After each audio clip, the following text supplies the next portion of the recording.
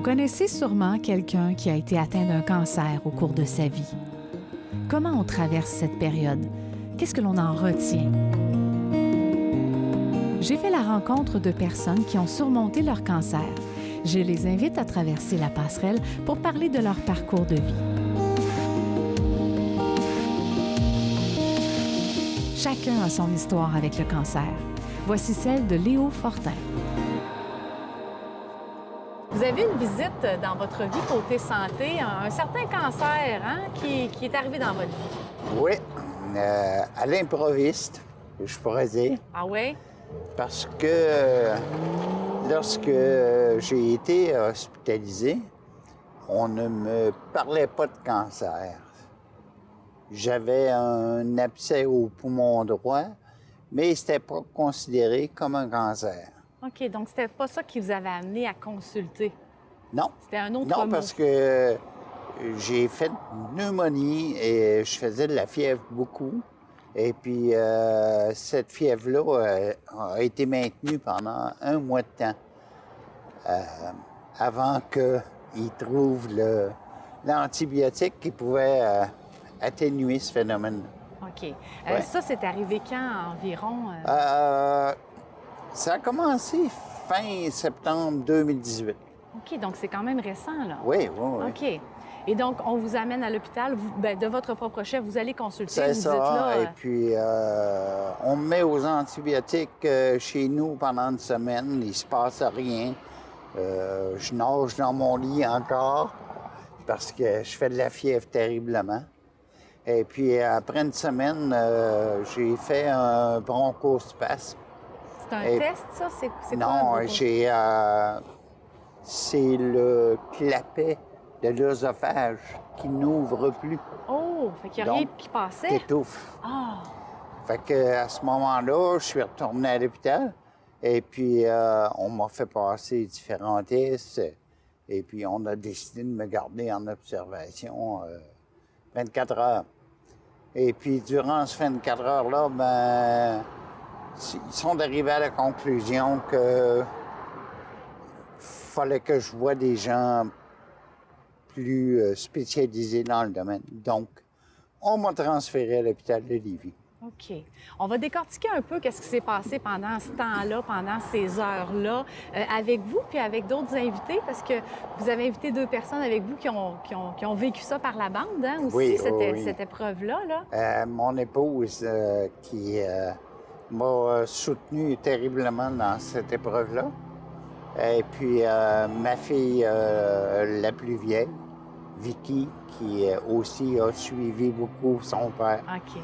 Durant cette période-là. Bon, on va commencer notre marche, puis on va jaser de ça davantage.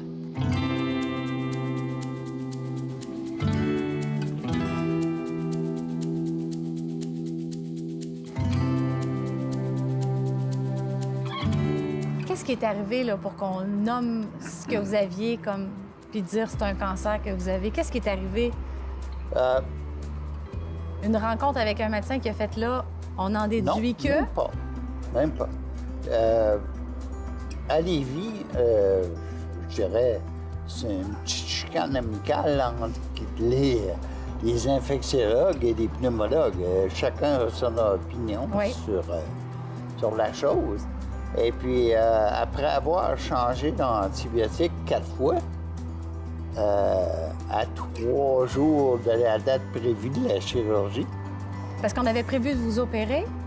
Finalement, il y a comme eu un... La chirurgie était toujours latente. OK.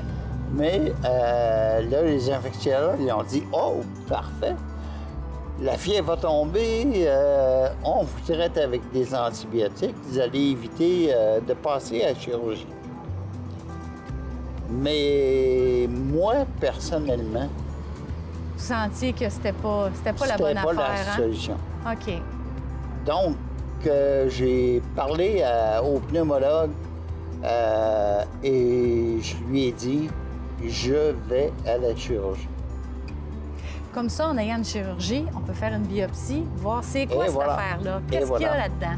Et c'est à la chirurgie qu'on a découvert que c'était une masse cancéreuse. OK.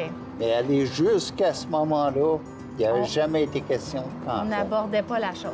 Non.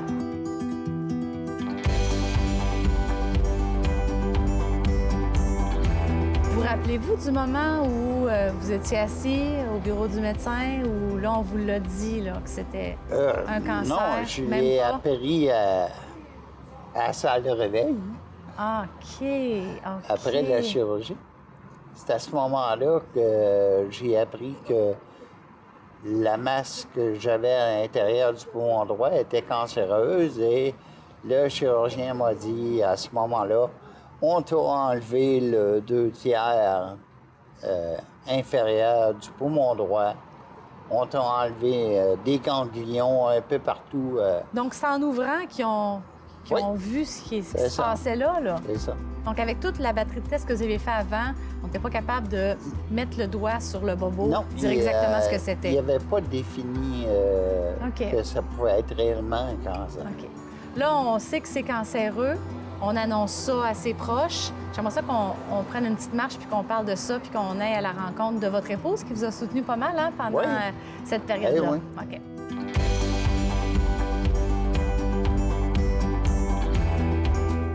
Contente de vous jaser. Ça me fait plaisir. Justement, on va revenir sur 2018. Ça a été une grosse année, en fait, pour votre couple, parce que oui, M. Léo était malade, mais vous étiez toujours dans les parages, hein? Oui. Ça demande quoi? Est-ce que ça demande une organisation, une planification, tout ça, là? Pas vraiment, parce que j'étais chez nous, donc je travaille pas. Fait qu'à la maison, il n'y a pas de problème. Tu sautes dans le char, puis tu s'en vas avec. J'ai mes sœurs, j'ai une sœur qui reste à Saint-Lambert, une qui reste à Sainte-Marie. J'ai une amie à Saint-Romuald, que je couchais dans les alentours tout le temps. OK. Ça, on peut dire que l'entourage a aidé, justement, à passer à travers cette période-là. Oui, énormément. Donc, quand Léo a reçu, justement, le diagnostic de « c'est un cancer », et il l'a raconté tout à l'heure, c'était à son réveil. Vous étiez à ses côtés à son réveil? Bien, oui, j'étais là quand le médecin, lui, a appris, mais moi, je l'ai appris avant. Oh! À un moment donné, le chirurgien est sorti de la salle d'opération, puis il m'a emmené dans un petit coin. Puis il m'a dit j'ai une bonne nouvelle parce que M. Fortin, on lui a enlevé tout ce qui était pas bon. Mais la mauvaise nouvelle, c'est que c'était une tumeur cancéreuse. OK. Moi, je l'ai appris comme ça. Là. Combien de temps s'est passé entre cette confidence-là que vous avez eue du médecin puis le réveil de M. Léo? 15 minutes à peu près. OK. En 15 minutes, ça... Ah, ça tourne. Est-ce que vous avez eu le temps de passer un appel? Oui, j'ai appelé les enfants. Ah oui? J'ai vous appelé avez le temps d'appeler les enfants? Oui, j'ai appelé mes enfants, ils attendaient. Ils attendaient les résultats. Ça fait que j'ai appelé mes enfants. Puis après ça, le médecin m'a dit allez-vous-en avec votre mari, restez avec lui, donnez-lui pas le résultat, c'est moi qui vais lui donner, mais je veux que vous soyez avec lui. OK, donc il y avait une préparation qu'on vous avait demandé quand même. On ne vous a pas laissé à vous-même une fois qu'on vous a confié la chose? Non, puis je pense que c'était correct aussi parce que j'étais comme un peu abasourdie, là, disons. On était entre deux mondes, Oui, c'était pas prévu, là. Mais il y a eu une réaction... Tu sais, quand le chirurgien il a appris la nouvelle, Léo, la première chose qu'il a dit, ouais, mais vous l'avez tout enlevé. Là, le médecin il a dit, oui, il dit, j'ai tout enlevé. Bon, mais il dit, je n'ai plus de cancer. Oui, fait... vu de même, c'est une réaction auquel on ne s'attendait peut-être pas nécessairement, exactement. Mais c'était réconfortant pour vous, j'imagine. La suite des choses, on n'a pas le choix. Une fois la tumeur enlevée, il faut avoir une série de traitements de chimiothérapie pour pas que tout ça revienne, c'est ça? Hein? C'était un choix. Parce qu'il aurait pu ne pas les prendre, mais l'oncologue a dit si tu veux avoir le plus de chances possible de ne pas avoir de récidive, bien, c'est sûr que la chimio, même si ça magane un peu le temps que tu as les traitements, après ça, ça te donne une chance qu'il y ait moins de récidive. OK. Avez-vous eu de votre côté un confident, une confidente ou quelqu'un pour ventiler. Oui, tu sais, la soupape, laisser ça aller un peu, là. Oui. Bien, premièrement, les enfants. Oui. Les enfants, on est très proches, ça fait que... Vous avez 3 enfants? 3, oui. 2 filles et un garçon. On va parler à l'aînée un petit peu plus tard, c'est ça, hein? L'aînée des filles. OK, des filles. Ouais, OK, ouais. d'accord. Et puis, c'est ça, Vicky était proche, ça fait que beaucoup d'aide de elle. Puis j'ai une amie aussi qui est très, très grande confidente, là. OK. Puis elle avait passé par des choses un peu difficiles aussi avec son conjoint l'année d'avant, fait que... Donc ça, c'est un conseil qu'on pourrait donner Ah oui, c'est important. à quelqu'un qui est un proche aidant, disons ça comme ça, Oui, d'avoir aussi de son côté quelqu'un à qui se confier pour pas tout garder ça en Ah dedans. oui, c'est là. vraiment important parce OK. qu'à un moment donné, faut ventiler une place ou l'autre, il faut ventiler. Oui, parce qu'on tient ça à bout de bras, puis on ne Ouais. veut pas montrer à l'autre qui est déjà malade que Il y a pas ça besoin va pas de ça. bien. Ben, c'est Il n'y a pas ça, besoin hein? de ça. Excellent. Non. OK. Ben, merci beaucoup, Mme Michel. Ça m'a fait plaisir.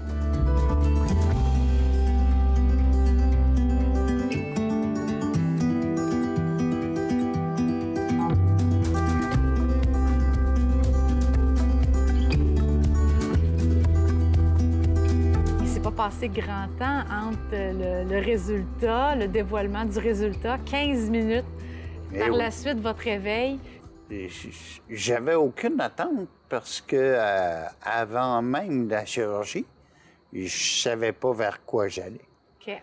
Donc, à mon réveil, quand le chirurgien m'a annoncé en compagnie de Michel que c'était cancéreux, mais qu'il avait carrément tout enlevé, tout ce qu'il pouvait y avoir comme masse cancéreuse, ben ma réaction, ça a été de dire je C'est suis fini. bien puisqu'il a tout enlevé, c'est terminé. C'est fini. Eh C'était oui. c'était une grosse masse quand même qui était dans Oui, votre oui, oui. poumon, là. Moi, j'appelais ça une poque de hockey, là. Ça avait à peu près la dimension d'une rondelle de hockey. OK. Eh Et oui. par la suite, ben là, il y a eu des traitements Ouais. de chimiothérapie. C'est ça, j'ai eu ma période là, de repos aller jusqu'à après les fêtes. OK. Et puis après la période des fêtes, ben là, j'ai rencontré un oncologue. Et puis on a fixé que on me ferait subir 4 traitements de chimio. OK, 4 Et puis traitements. ensuite, on verrait s'il y avait lieu de continuer ou on arrête tout ça là. OK. Michel confiait qu'elle a fait des appels aussi à vos enfants. Vous en avez 3. Ben oui. Ça a été des appels assez bouleversants, en fait. J'ai envie Exact. d'entendre un de vos 3 enfants nous parler de cet appel, justement, de qu'est-ce qui s'en est suivi par la Ouais. suite. Puis on a sélectionné Vicky parmi vos 3 enfants parce que Vicky habite la région. C'est ça, elle OK. est proche, donc plus facile d'accès. Et puis, elle aussi m'a suivi beaucoup Ouais, durant OK. cette période-là. Il y a une date importante qui est gravée dans la tête de ta mère, j'imagine, toi aussi, elle l'est. Le 2 novembre 2018, tu as reçu un appel que tu attendais, en fait. Oui, ben j'attendais des nouvelles. C'est sûr qu'on était comme pas mal tous sur le bord du téléphone à se demander, bon, ben comment ça va s'être passé, l'opération. C'est sûr que j'avais hâte de avoir des nouvelles de mon père. Fait que c'est sûr qu'on était sur le bord du téléphone pour attendre des nouvelles. Tu as été la première à être rejointe par ta mère. Oui. Déjà en décrochant le thème de sa voix, est-ce que tu savais déjà qu'est-ce qu'elle allait t'annoncer ou...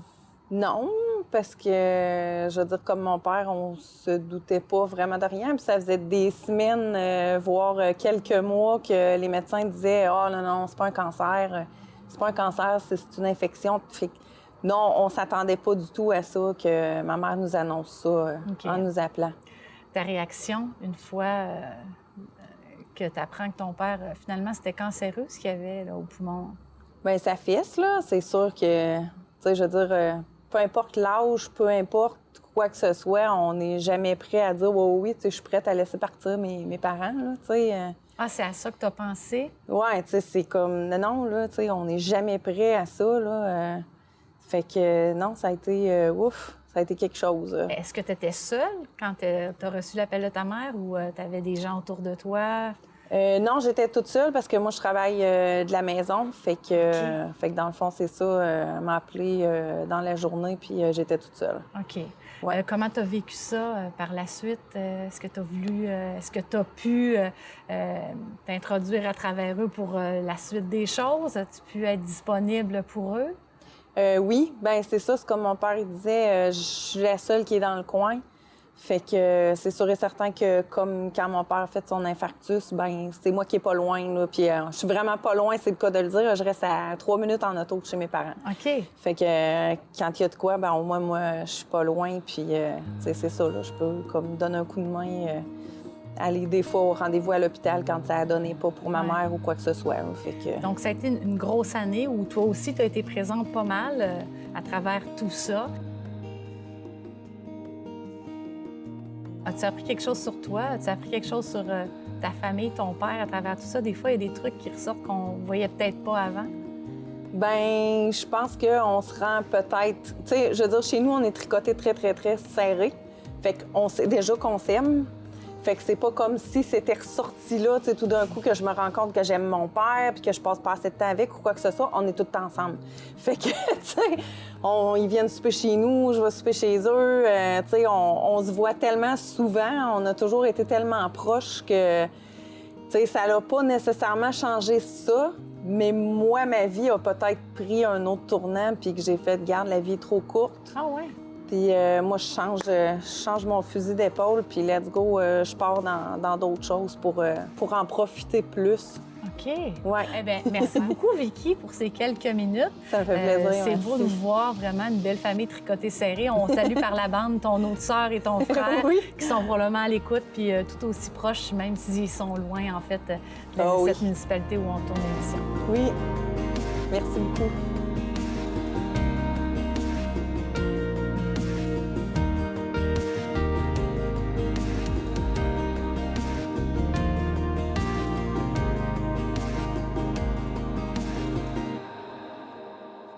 Aujourd'hui, on se parle, ça va bien, vous êtes en santé. Oui. Est-ce qu'il y a eu un suivi? Est-ce qu'il y a un suivi qui doit être fait maintenant? Oui. J'ai eu ma dernière rencontre avec l'oncologue le 15 de mars. Et puis, celui-ci m'a avisé que j'aurais un contrôle dans 6 mois. Donc, prochainement, je devrais avoir là, un rendez-vous pour repasser un TACO, résonance. OK, mais pour le moment, Tout ça va va bien. bien. On Tout est va capable bien. de faire des plans d'avenir, des plans de Oui, voyage. oui, oui, Ça se mais peut-tu, oui. des voyages? Eh oui, après 6 mois, on devient assurable, donc. Est-ce que vous auriez un conseil à donner aux gens qui nous écoutent en ce moment puis qui reçoivent ça, un diagnostic de cancer ou des trucs que vous avez retenus là, à travers cette année-là, quand même difficile? Oui, c'est difficile, mais faut demeurer positif. Faut demeurer positif, puis faut se dire que l'avenir est là. Et puis, je pense que ça aide beaucoup côté moral. OK. Les gens aussi devraient avoir un passe-temps durant la période la plus difficile, parce que ça t'aide à oublier ces moments difficiles-là. OK. T'occupes ton esprit Ben oui. à autre chose. Et puis, ça fait paraître la chose moins lourde. OK. Oui. C'est, je dirais, c'est un des conseils que je pourrais donner aux gens. Ouais. Ça a été un plaisir de vous rencontrer. Je suis bien contente de vous connaître, mon cher. Merci. Merci beaucoup. Puis longue vie, puis des beaux Merci. projets dans l'avenir, puis des voyages. Ah oui. Je le souhaite grandement.